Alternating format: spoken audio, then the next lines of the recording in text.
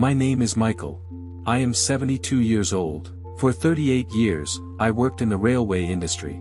It was a disciplined life, early mornings, responsibility, precision. I was known as a strong man. Reliable.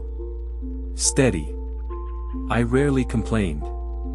I rarely got sick. No matter how hard the day was, I always had a reason to come home. Her name was Elizabeth. We were married for 48 years.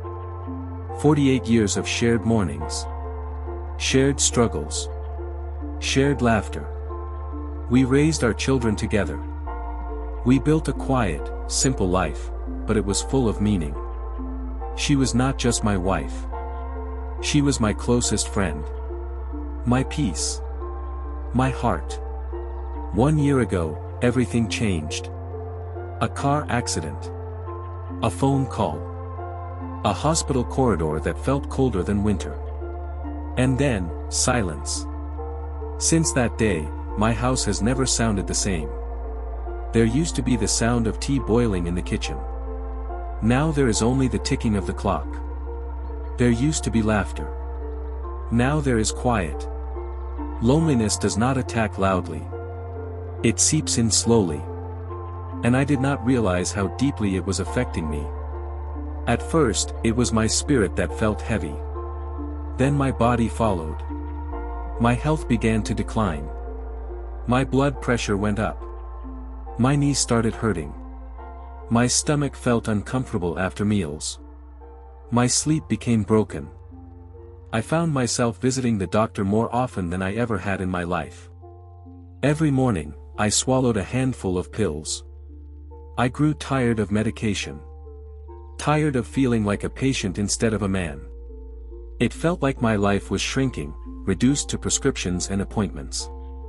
Loneliness and illness were bending my body. When I looked in the mirror, I did not see the man I used to be. I saw someone smaller. Someone tired. Someone fading. Then one day, an old friend came to visit. He had spent several months living abroad with his children. Like me, he was also alone.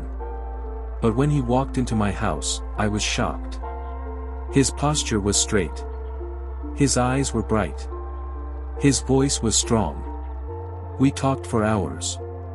He listened carefully as I shared how difficult the past year had been. I expected sympathy.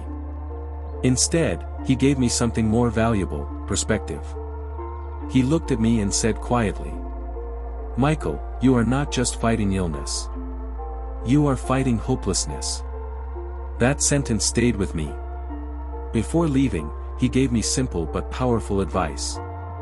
Do not rush when you wake up. Stay in bed for 2 minutes. Breathe deeply.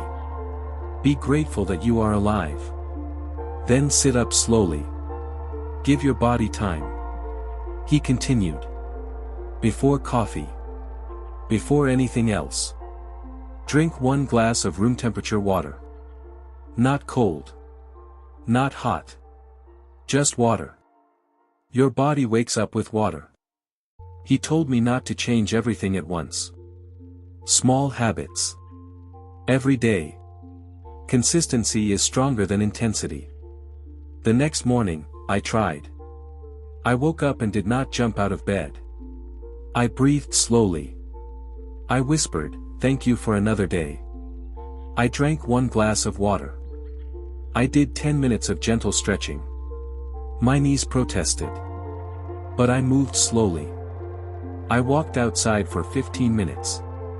At first, it felt exhausting. But I kept going. The first week was difficult. But after 15 days, something unexpected happened. I felt lighter. Not dramatically.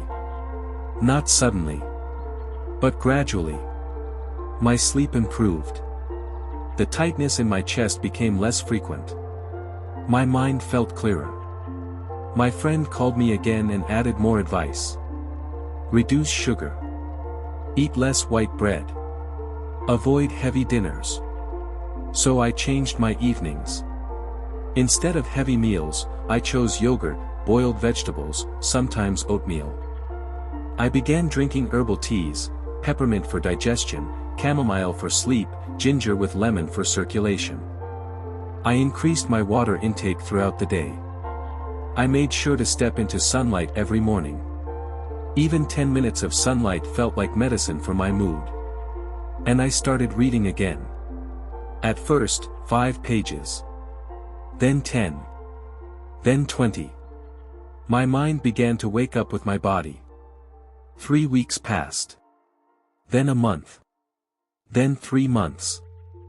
When I returned to my doctor, he looked at my results and said, "Whatever you are doing, continue." He noticed improvement in my blood pressure. My energy levels were better. I needed fewer adjustments in medication. But the biggest change was not on paper. It was inside me. I no longer woke up feeling like I was waiting for the end. I woke up feeling curious. I began greeting neighbors again. I started going to the park.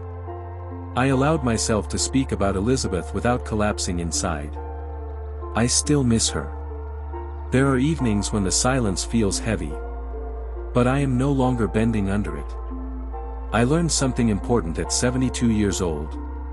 The body responds to kindness. The heart responds to gratitude.